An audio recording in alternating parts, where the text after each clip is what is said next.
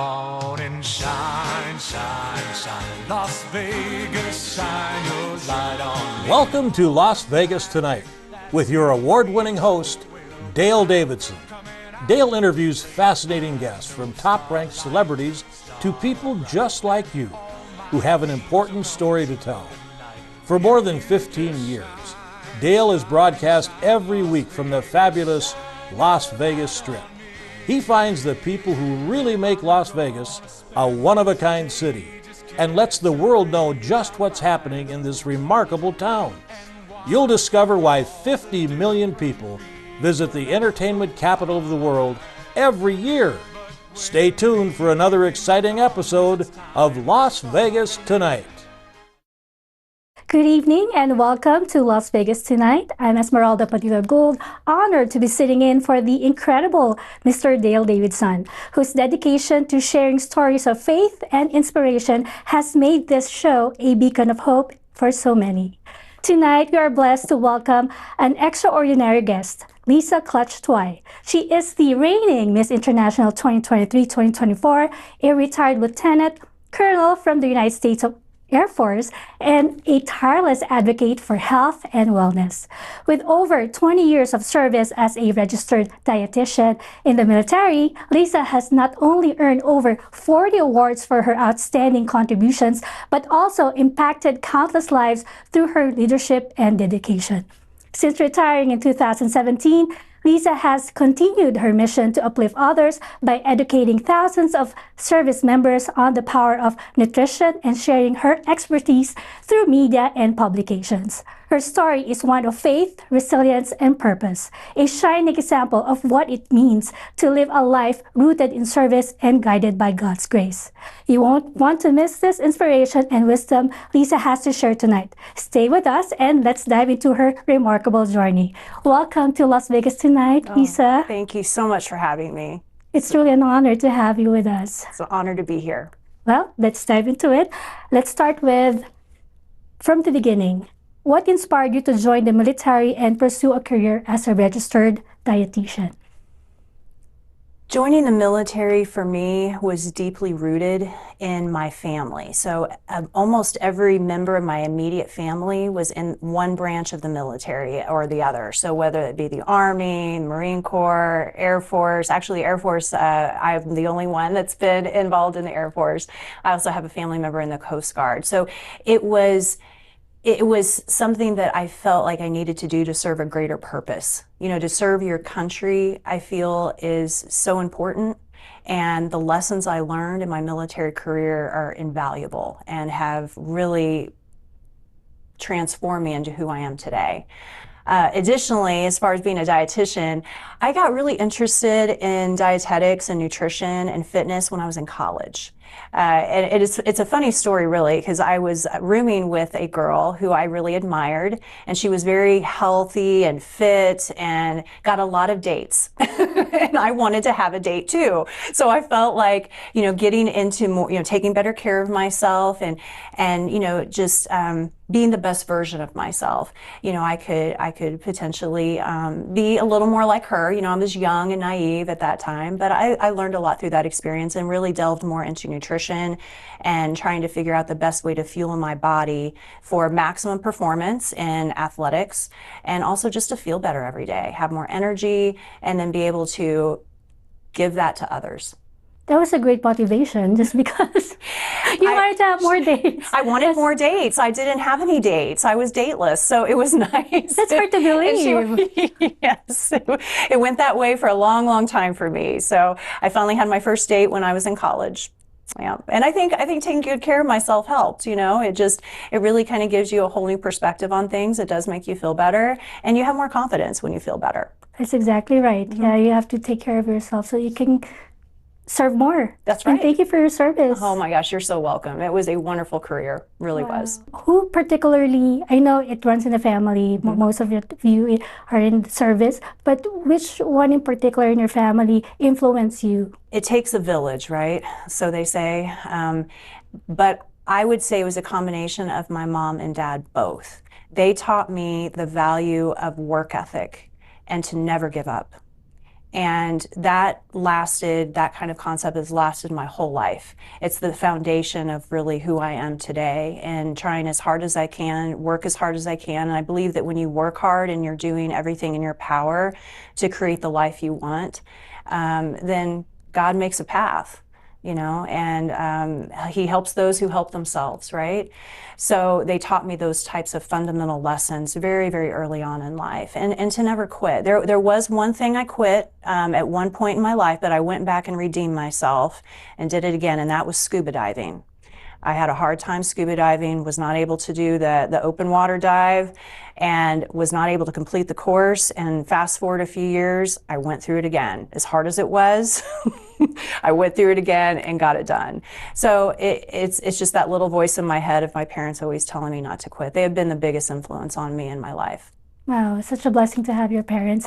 I just wanted to ask, because I have met so many people and they're actually scared to enter the military. Mm-hmm.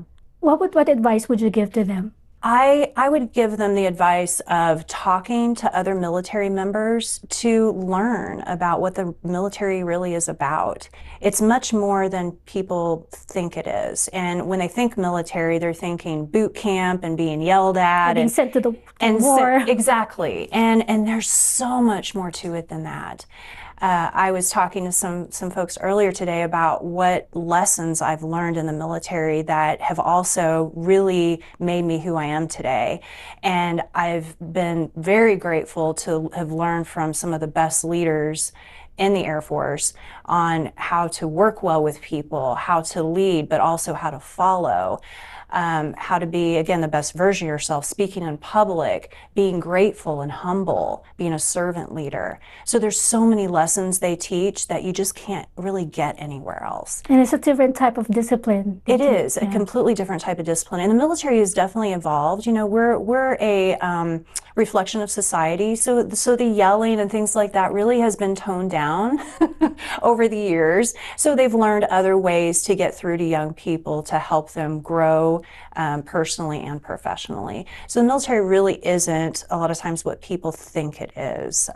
There is definitely an element of discipline, but a lot of that is personal accountability, being accountable to yourself, getting up at the right time every day, getting to work, showing up, that's the 85% of it. And learning everything that you can get from them and the valuable lessons they teach. It's just a fantastic way to go for individuals. And on top of it, you have some amazing benefits.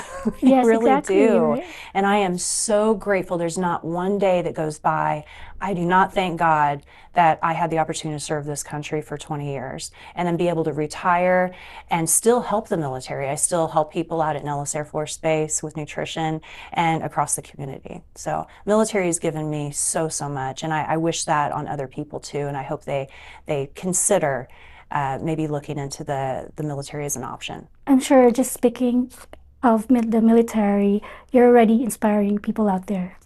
I hope so. I really want to do that one person at a time. You served over 20 years and earned more than 40 awards during your career. Wow. What do these awards mean to you, and how did they shape your journey in the Air Force? I think when you work really hard, you always hope to be acknowledged. We're human, so it's nice to get kudos, and it inspires you. It pushes you to become even more motivated to do even better. So I think that was a reflection of winning those awards is really what that caused for me. I was able to take those kinds of accolades and then strive to do even better. It just gives you more confidence. But it doesn't define me. I feel like really the biggest award that I got, one of the biggest awards I got serving in the Air Force, was the people that I touched. And the people that still come back to me and thank me for my leadership and helping to guide them through tough times, not only personally for them, but also professionally, opening up doors for them in their career so they can advance. And that was my job. My job as a leader was to help others, to be that servant leader, to not only inspire them and push them to be the best they can possibly be, but also to alleviate obstacles for them so they can achieve things they didn't think they could. That to me is the real award, above any of the accolades and things along those lines. Was there a particular award that you're most proud of? I would say It would be my decorations, my meritorious service medals that I've achieved, and also some of the annual awards I was also able to achieve, because you compete against your peers, and your peers in the military, like anywhere else really, any corporation, any business, are some of the best. And to win an award when you're competing against the best of the best was just very humbling to me. You know, in fact, when I'd win an award, I almost kind of stepped back and, did they call me? Was that, did they say my name? You know, just because it was surreal. You're almost into surreal, exactly. Because some of those people that you work with are just absolutely amazing people that I still talk to and work with today. Amazing. As a squadron commander, what were the biggest challenges you have faced, and how did you overcome them? The squadron command position in the Air Force is a 24/7 job. It is a 2-year position where you are working and helping people literally 24/7. So when they have something happen to them in the middle of the night, you're there. If they get in trouble in town or something and make a dumb decision or a bad choice, you're there. So that part of it really helps you get to know your people to the core. And I'd say the biggest challenge for me, and a lot of my colleagues, they always shake their head at me on this one, but the biggest challenge for me was some of the disciplinary actions I had to enforce, because you are there to set a standard. You're there to make people accountable for their actions. But every time I had to do it, it took a piece of me. Because you know that when you make these decisions at that level, it could affect their career moving forward for them. So I never took any of these decisions lightly. I thought through it, tried to make a decision in a timely fashion, but really made sure I knew everything for the whole story before I made a decision, because I knew how that would impact them. But that was one of the hardest things. And I don't, nobody can say they enjoy doing something like that. But for me, it was more than that. It was almost taking a piece of me each time. But you have to be able to administer that disciplinary action and then turn around and go do a promotion ceremony and you're all smiles, and it's just on and off with, it's almost acting in a way. You put the uniform on, you're a different person. And that's what I had to do. And I learned a lot from it. That's great that you have to turn it into a positive thing, or do something for yourself so it doesn't take a lot from you. That's right. I tried not to let it impact my life at home, and that was also challenging, not to bring it home with you. And another thing I did too in those types of situations is I would bring the person in that had the administrative action or the punitive action on them. I'd bring them in later and talk to them about it and tell them exactly why I made the decision I did. So there was no secrets, there was no hidden agenda. It's all transparent. That's right. And that was, again, my colleagues and other people at that level never quite understood my approach on that, but I always felt that person should know. I would want to know. I would like to know some of the details in the decision-making process. Not that that's really my business, but I felt like it was for them. This is their life. It's their livelihood. So I wanted to be sure there was no transparency. I could tell that there was complete transparency. I could tell that you care. Yes, I care very much. And I care very much. That's a great element. You know, you have to have a human element. It's not just imposing. And it took me a while to get that down. Working with people, the art of working with people is truly an art. And I still don't have it down yet. I'm still learning every day. But I think through my 20 years in the military, it's taught me so much. And I got closer and closer to what I wanted to be as a leader and as a follower. So it was an amazing experience all around. You mentioned that you don't want to take any of that home. Speaking of home, I believe you're married. I am. With children. I've been married, gosh, going on 27 years. Wow, that's amazing. It's dating me, isn't it? And yes, I have 2 boys. One's 19 and one is 21. Is your husband also in the service? He used to be a Marine. And now he is an electrician out here in Las Vegas. And that's my husband. There's something in common, yes. Oh my gosh, we sure do. That's He fantastic. can fix anything. Yes, mine can too, but he doesn't like fix anything at home. Oh. It's at work only. At home, I'm on my own. Yeah. So yeah, but he's very, very talented, and I wouldn't know the first thing about his job. Yes, I think that's why I married him, because he can fix anything. We'll be right back, so don't go away.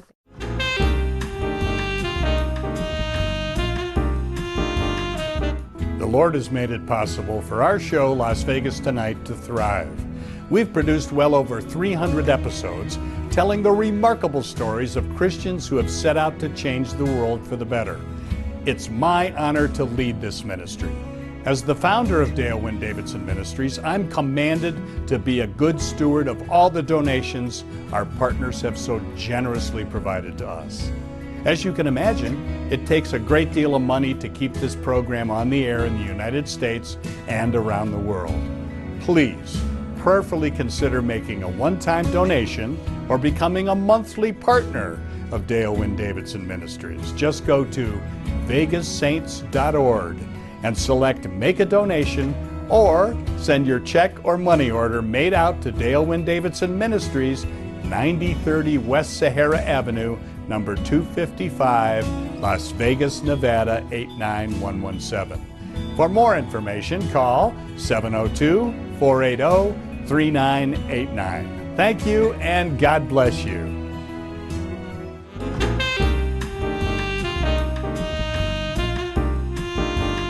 Welcome back to Las Vegas Tonight. We're still here with none other than Miss International 2023-2024. Congratulations, by the way, on being crowned as Miss International 2023. What inspired you to pursue this title, and how it has given you a platform to advocate for your causes? So I'll back up just a little bit on the title piece before I tell you about that in terms of just overall being involved in pageantry. When I was young, and this is not a boohoo story, so I'm not trying to get anybody, emotional on this, but when I was growing up, I was bullied very, very badly for many, many years, all through high school even, for years, being called ugly, being called worthless. The only thing that kept me going was my strong family unit at home. And back then, bullying was not as big a deal as it is now. We didn't have the systems in place to really channel that and lower those types of things from happening. So as I evolved, I have always been trying to prove to myself that I'm not what those people said I was. And I think that's the most important thing, is trying to prove it to yourself. You're really not proving it to other people, you're trying to prove it to yourself. And I was trying to prove that I could be opposite from what all those things they said I was. And that ultimately is what inspired me after I saw a pageant in Las Vegas to consider going into pageantry. Not only to, without saying it any other way, to prove people wrong about me, all those naysayers over the years, but also to prove it to myself and to build the confidence that I have lacked for so long. And pageantry gave that to me. So the first time I got on the stage, it was terrifying. I was absolutely terrified. But then every other time I got out there, I got more and more confident. And when I won Miss International, it was literally a dream come true. It really was. And it's opened up so many doors. So many doors. I've had the most amazing coach, Susan Jeske. She's fantastic. I've learned a ton from her. She's grown me both personally and professionally.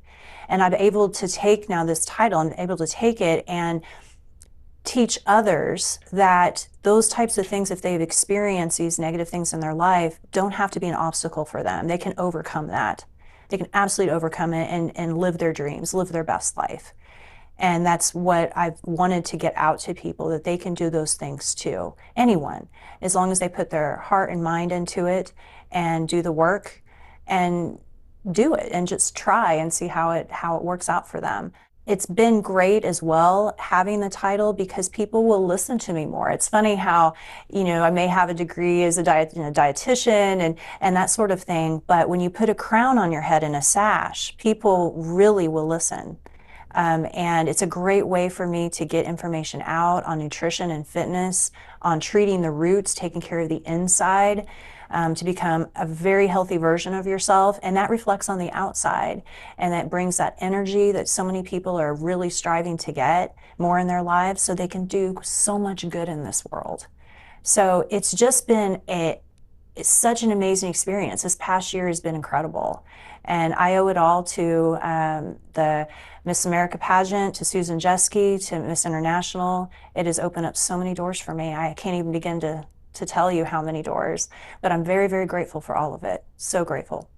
You said that this platform gives you a voice. Yes, absolutely. Why do you think so? It's important for us to have this voice. I think that we should all be able to get our messages out, and hopefully people will listen. In my particular passion being nutrition and fitness and just overall wellness, that part of it, my voice in getting that message out, is, I think, so important. If you don't have your health, you don't have anything. You know, and I talk to so many people all the time that are struggling with all these chronic diseases that could potentially have been prevented. We know now that nutrition and fitness and taking good care of yourself can reverse the damage that's been done throughout the years of not taking care of yourself. So that to me is, you know, my voice that I'm able to really get out now, having this title. People will listen more, and it's wonderful. I have never had that before, not even as a registered dietitian, speaking in front of groups of people and being on podcasts and things, you know, but when you have a title, it gets people's attention immediately, and they'll listen to what you have to say. And I wish that for everyone.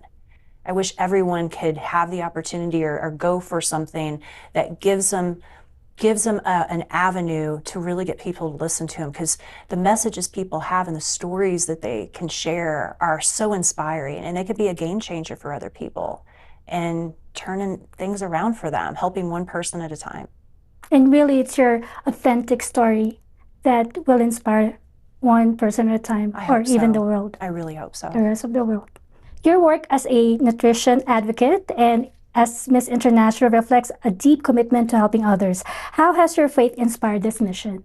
I think my faith has given me the strength and the confidence and the ability to do everything I do, not just professionally, but also personally. God is a big piece of my life. There's not a day that goes by I am not grateful for the things that I have gotten. And I know it's because of Him. And what I ask for every single day, every morning after my little yoga that I try to do, is I ask God to make me a positive force in this world, to make me somebody who can light up the darkness. My faith has brought me to this point. I have not always had a strong faith, and I know we'll talk more about that later. So what was the catalyst that brought you closer to God? The turning point for me was when my oldest son was born very prematurely. He was born at 25 weeks gestation. He weighed 1 pound, 15 ounces. And I was still serving active duty, and they didn't have the medical services there at the base at the Air Force Academy where I was assigned at the time. So they had to take me by ambulance to an area hospital.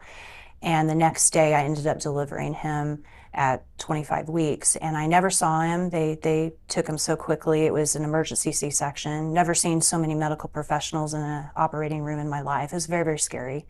And they took him. I heard a little squawk only a mother could hear, just a little sound. I knew it was him, and I didn't get to see him until the next day. So fast forward, he was in the NICU for over 3 months, multiple surgeries. Every day I didn't know if he was going to live or die. And I would see other babies in the NICU die. I saw the parents go through all of that. And it was the hardest time in my life. To watch that, to have experienced that. I know we all have tragedies in our lives. But when it's with your kid, it hits you. Yes. During that time, I was actually very angry with God. I was angry that happened to me. I was angry that I could, jog across Texas but couldn't carry a baby to full term.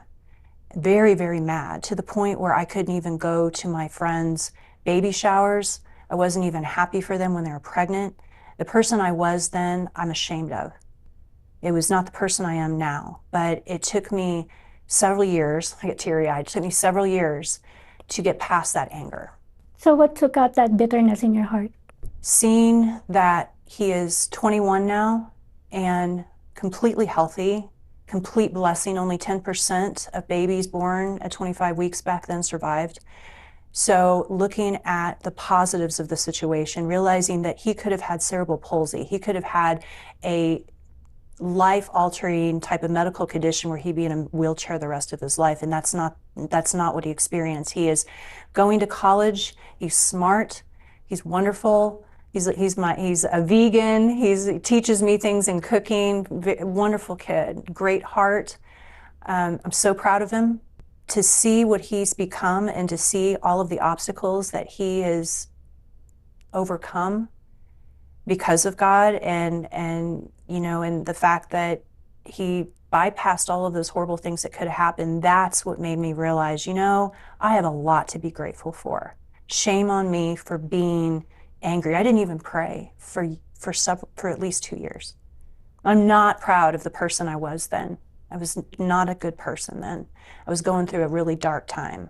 But through that experience, it has changed me completely. And now I have so much more faith, and I am so grateful for everything I have. And to include my son now, who's perfectly healthy. The only thing he has wrong is that his eyes are, he wears some pretty stout glasses, some thick glasses, but he can drive, so we're blessed, we really are. So it's truly a miracle that he's alive today. It's a complete miracle. Absolutely. And then I went on to have another baby. He was born at 38 weeks, but under a lot of medical supervision and assistance. If it wasn't for the Air Force, I would owe about $2 million right now in medical expenses. They paid for every single penny. That's the other reason I worked so hard in the military. I owe them blood, sweat, and tears for everything they did for my family and I. Wow, what an incredible story. My journey. Bring you closer to God. My faith, yes. Yes. And I'm closer now to God than I feel like I ever have been. Now. Amazing. How do you view your platform as an opportunity to glorify God and share His message of hope and love? My platform being nutrition and fitness, it's a way to help people, again, become healthier, more productive citizens of society. But ultimately, what I ask God for every day is, again, to light up the darkness. Be kind. Be really kind to people. Look for ways to go out of your way to be kind. We need so much more of that. And there's so much out there in kindness. But that's a big part of my platform as well. You know, even though I don't necessarily put that as part of my specific platform, just being kind and paying it forward. I'll go to Starbucks, for instance, and buy people coffee in the line behind me. And I tell the barista to tell that person to just pay it forward. It's little things, you know, that you can do every day, holding doors open for people, helping them carry things. It's just those little acts of kindness that is what it's all about, you know, and that's what I try to strive to do at least every day. Sometimes it's a little hard to find those opportunities, but I do look for them every single day. But how about as a beauty queen? As a beauty queen, I think just inspiring others. Really, that's really what it comes down to. I'll talk to people all the time, young girls, older women. That's the other thing too. I'm 50 years old. I never thought I could do something 50 years like old, this. wow, you look amazing. You do too. So I never thought that I would ever have any kinds of opportunities like this. So I share these kinds of experiences and having this title and doing modeling and things along those lines with more seasoned people, more seasoned women that may have wanted to do that but never thought that they'd have an opportunity, and there are opportunities. So I think based on the things that I've been able to achieve through the grace of God, literally, I hope I inspire them to do the same. And same thing with young girls. I'm working with one right now that's entering her second pageant, and it's just really great to see her just start thriving and really gaining that confidence, and it's great. You're mentoring? I am. Wow. I love mentoring. It's wonderful. Wow, that's amazing. Would this be your last competition, or do you aspire to get a bigger title in the future? I don't think there's anything bigger than Miss International. I mean, I just think it's just incredible to me. But I've considered being in other pageants. I just don't know if I could ever find anyone as good as Susan. So I don't know, actually. That's my answer to that. I don't know yet what the future's going to hold there. I am doing more modeling, which is a lot of fun and really great way to connect with so many extraordinary people. So I'm doing more of that right now. I hope to possibly do another pageant down the road. I just don't know yet. What would you like to accomplish during your reign? So my reign actually is, so it's been a year. So from November of 23 now to November of 24, and I hopefully will have a few more months having the title, which I'm really, really grateful for. I want to get out more in the Las Vegas community. I want to do more community types of projects. I want to get more involved in helping people and animals. Actually, that's another passion of mine, is taking care of animals and helping them. And when so many people turn away from them, I want to be one of the ones that rescue them and take care of them. So I want to be involved in those types of things. And I also want to get out just more in the community and assist in any way I can, and be out there on social media, which is so important, just to get that out there as well. And it also inspires people just to see that you're getting out and you're doing wonderful things, and it inspires them maybe to do the same. Thank you so much. Don't go away, folks. We'll be right back.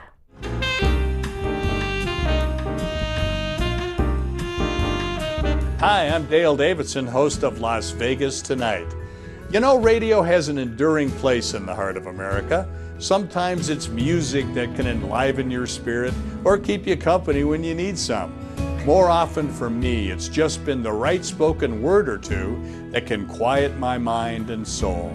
Radio brings me a reassuring word in the quiet of night, or a welcoming voice early in the morning as I shake off the night's sleep and find my way into God's purpose for my day. And always, I find the best radio station is the one that brings me the best news, the gospel of Jesus Christ. My favorite radio station is KKVV in Las Vegas, Nevada. It's still right where it's been for years, at 1060 on the AM dial, hovering over Sin City like a gospel airship, broadcasting the good news of the abounding love that Jesus Christ has for every single one of us. No matter who you are or where you live, you can receive God's Word via the KKVV Gospel Airship. Just go to kkvv.com and click on Listen Live. KKVV is using all the tools that God's provided them, like podcasting and video streaming and video on demand, to produce programs that lift up our fellow believers and save the lost. If you feel a calling to speak to others about Jesus Christ on your very own show, pick up the phone and call the station. They'll be happy to tell you how.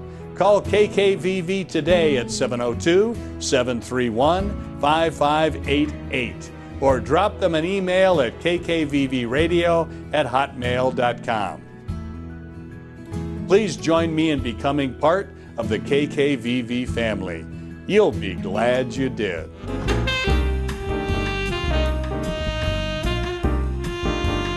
Welcome back to Las Vegas Tonight with Mr. Dale Davidson, and we're still here with Miss International, Miss Tauai.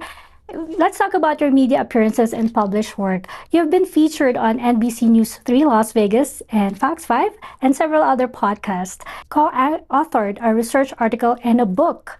How do you hope audiences gain from your insights? For the news segments that I do for News 3 and Fox 5 here in Las Vegas, I'm wanting so badly to get good, solid nutrition and health information out to the community, because there's so much information out there on nutrition and wellness. It's hard to really know what's true and what's not. So I'm trying to get out very good, solid information, easy things that people can do to improve their health and wellness, and again, become the best version of themselves. Absolutely. In the podcast, I do the same. Every time. In the book, that was that particular chapter I wrote in a book. It was a child maltreatment type of book, And the chapter I wrote was about eating disorders and how child maltreatment is linked to specific eating disorders. So that's for educational purposes, primarily for medical professionals in the psychology or psychiatry types of career fields, but really any medical professional. So it was a great opportunity, and hopefully that gave them a little bit more insight and knowledge on the topic. It's great that you're using your knowledge to help others. I'm trying. In the I community. really try. I just wish I was more creative and come up with even more ideas to do that. Well, I'm sure everyone is looking forward to seeing more of your work. I hope so. How do you feel your work in media helps amplify your mission for health and wellness? It is able to get out to such a great large group of people, where I think social media has a really good footprint overall, but I think when you get on different TV channels, especially morning news out here, people really watch that, the local news, learning about the traffic and the weather and what's going on in the world. And it's just such a great opportunity to get really solid nutrition and health information out. So I love the fact I'm able to reach so many more people. What was the transition like from military life to civilian life? Did you face any unexpected challenges or discoveries? Oh, I sure did. So when I retired, I hadn't thought a lot about a hobby. I hadn't thought about what I'm going to do in my free time. I knew I wanted to take time off because I was tired. And I wanted to spend time with my family and friends that I feel like I neglected, a lot during my military service. But I didn't really anticipate how much free time I was going to have. I thought that I would fill that time with cleaning the house and again, spending time with family and friends, but there was still a lot more free time out there. And I got a little lost. I did. I was used to going 100 miles an hour all the time, every day, 24/7 to like zero. And I did not expect how I'd react to that. And looking back at it, I wish I had had a hobby that I could have fallen back on after my military service, because I was a little lost. I was, and I even got a little depressed. I got a little depressed because I didn't feel like I had a purpose anymore. My purpose for those 20 years was serving my country and to help everybody else, everybody that worked for me and people that worked with me. And when that was over, I still wanted to help, and I still felt like I had a lot of energy and things that I could do to give back and help people, but I didn't know what my next step was going to be. So I didn't plan it very well with that transition. It took me about 5 months of trying to do some soul searching, trying to figure out what my next step was going to be. I knew that I needed to get back to work because I think during those 5 months, some brain cells started to die off. I need to keep moving. And it's funny because I was watching a documentary on people that live to be 100 or more, and a lot of the reasons they live to be that old and still having a great life and quality of life is having a purpose. So I needed to find another purpose. And so I got back to work, working as a dietitian in Ellis Air Force Base and helping out our flyers and our active duty and our family members. And it gave me that purpose I was looking for. So it was a challenging transition. So I tell all active duty that are considering retiring to get a hobby, know what you're going to do afterwards. I picked up painting, and that really helped a lot. So I was able to pick up that hobby in that 5-month time frame, and it kind of got me out of that funk that I was in. So you cannot really retire? I don't think I can. I really don't think I can. I feel like I'm going to work and keep going till you're 100. As long as I can. Yes.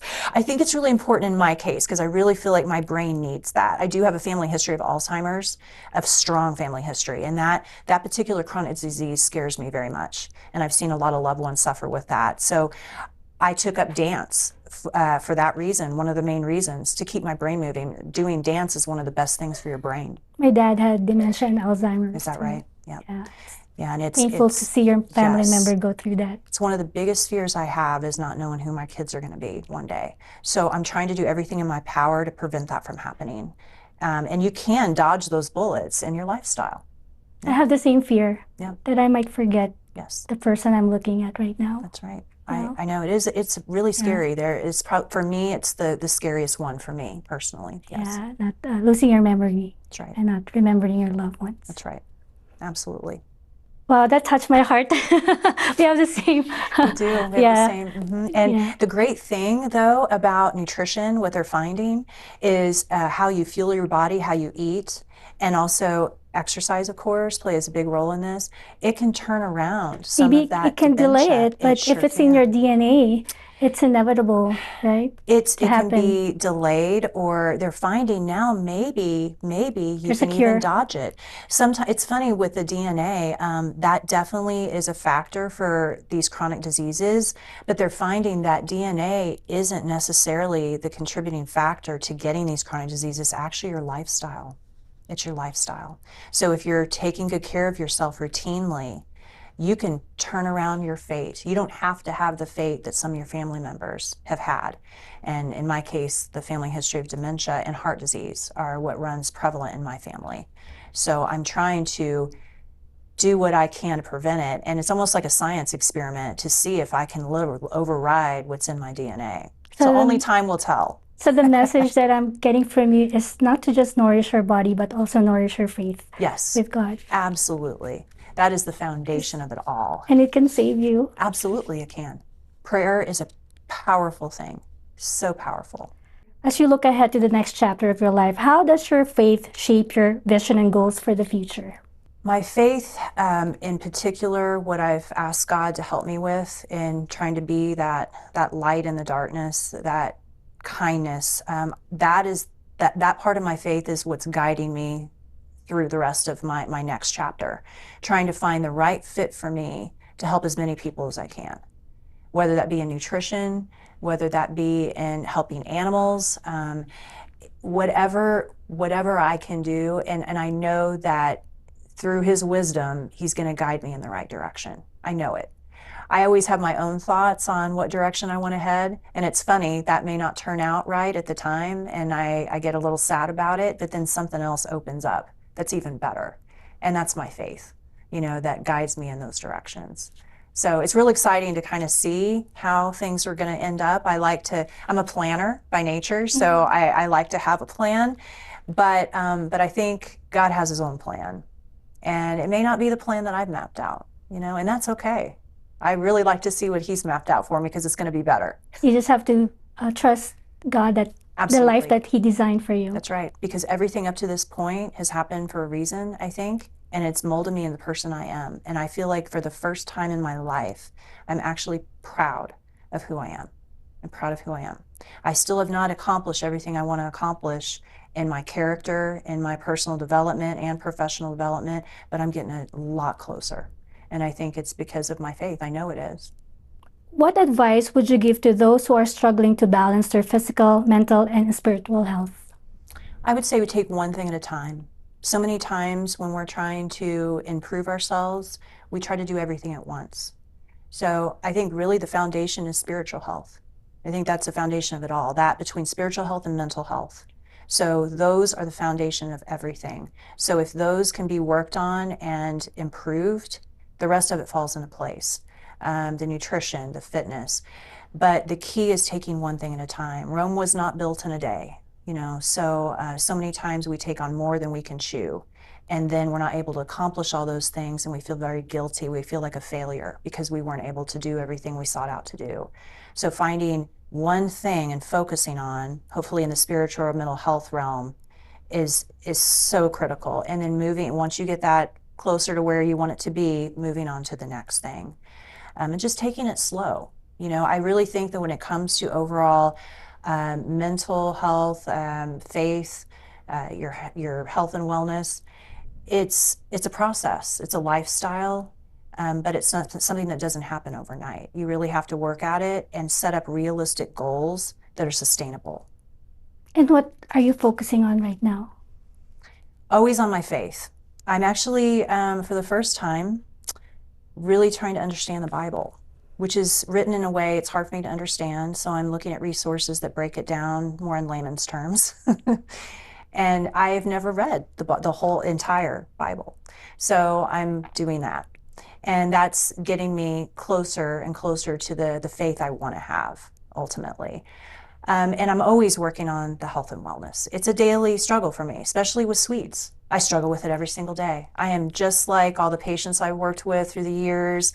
You know, they tell me these stories and I can relate because I work at it all the time myself. So I'm always working on that. But I'd say the main thing is faith, and then just having that positive outlook and the ability to see things a different way. So when things come across your path that are maybe negative in nature or something that brings you down, literally seeking out the silver lining, literally trying to find out the good in that situation. It changes everything in terms of your overall mental outlook. And then it gets you out of that slump sometimes that we experience, trying to find the positives. And that is an art and a science. And I've read all kinds of books on the power of positive thinking and how, you know, that can change people's lives, and thinking more positive and more positive comes to you. And so I work on that a lot too. And it's hard. It's really hard. Some days it's hard to get out of bed. We all struggle with it.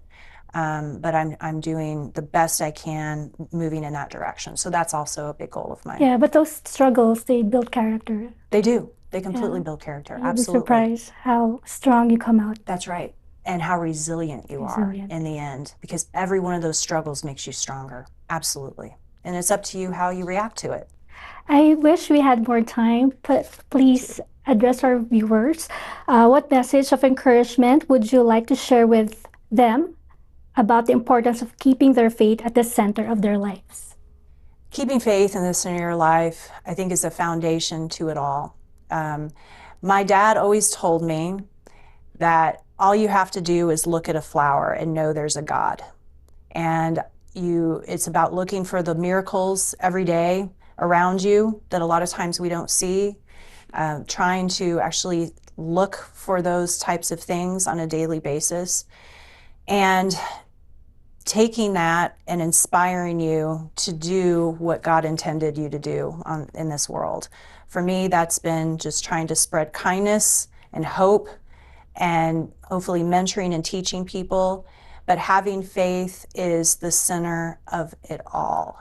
And without faith, I feel you can be lost. You can fall into a dark hole that nobody ever wants to fall into. And faith is what gets you out of those times. And knowing that there's so much more than just what we see every day in this world. There's so much more to that. And I've actually experienced things in my life that have proven to me that there is a heaven. Without God in my life, I would not be where I am today.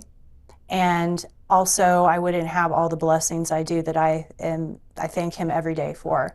So please look at a flower. At least do that every day to make you understand and realize that there's so much more than what meets the eye. And we all can learn from that and grow and hopefully be the best versions of ourselves to spread best messages and energy to help others moving forward. So. Thank you so much for inspiring us with your invaluable insights and story. And we wish you all the best on your current and future endeavors. It was an honor. Thank you so much. God bless you always. God bless you too. Thank you for joining us tonight on Las Vegas Tonight.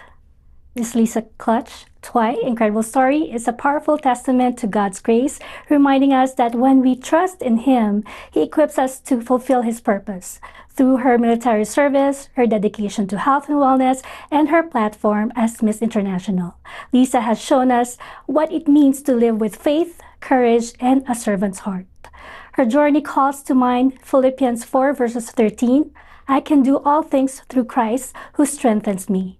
No matter where you are in your life, God has a unique calling for you. Step out boldly in faith, trust His timing, and let His light shine through your actions to inspire and uplift others. Before we close, I would like to express my heartfelt gratitude to Mr. Dale Davidson, the host and producer of Las Vegas Tonight, for the opportunity to sit in for him. It is a privilege to be a part of a show that brings stories of faith, hope, and inspiration to so many. Thank you for spending your evening with us. May God bless you abundantly, guide you in all your endeavors, and fill your life with His peace and purpose. Until next time, keep walking in faith and making a difference. Good night, and God bless.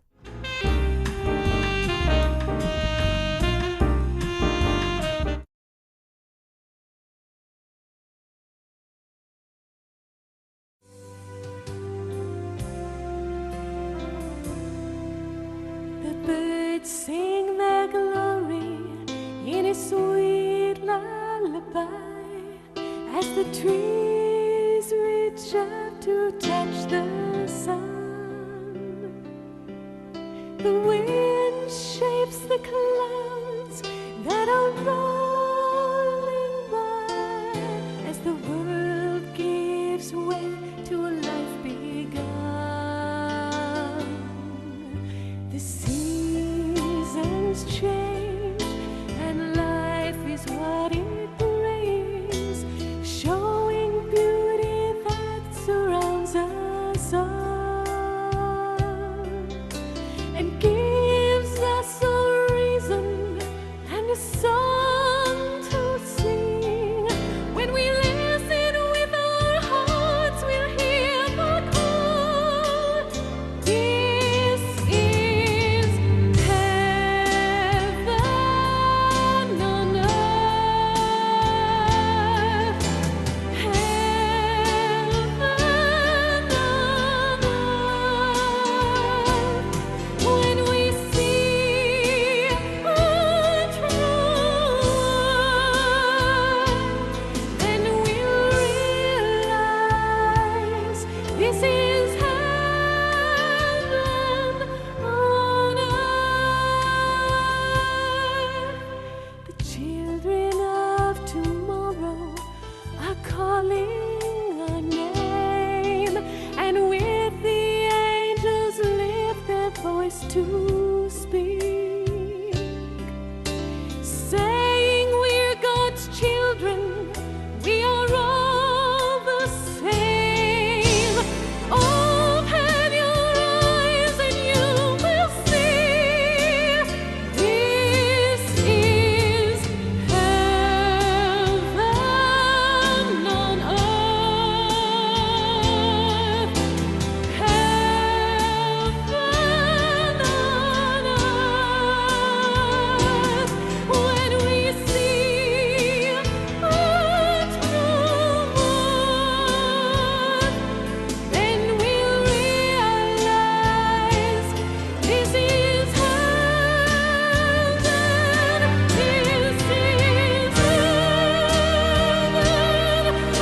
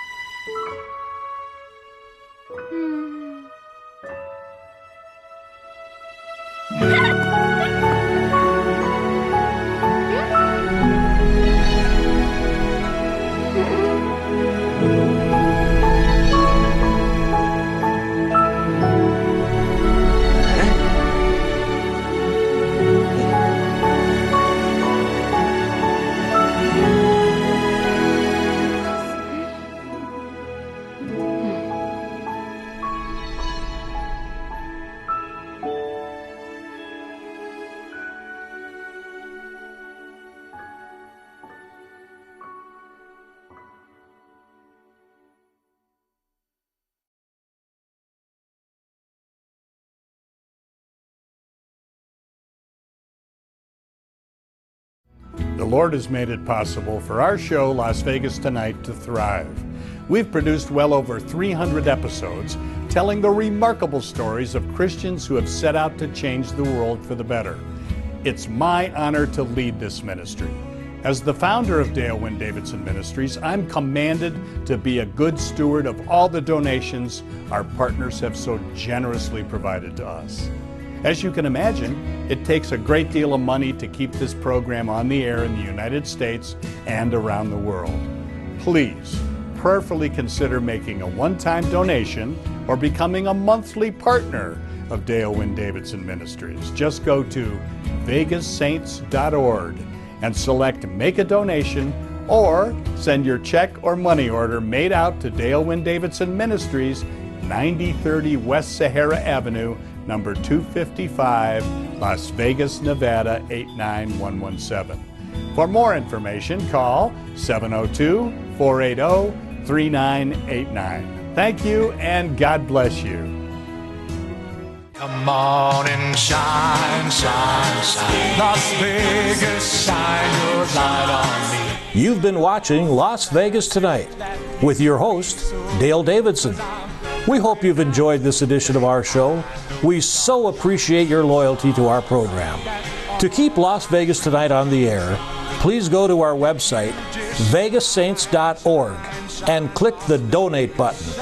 To send a check or money order, please make it out to Dale Wynn Davidson Ministries and mail it to 9030 West Sahara Avenue, Suite 255, Las Vegas, Nevada 89117.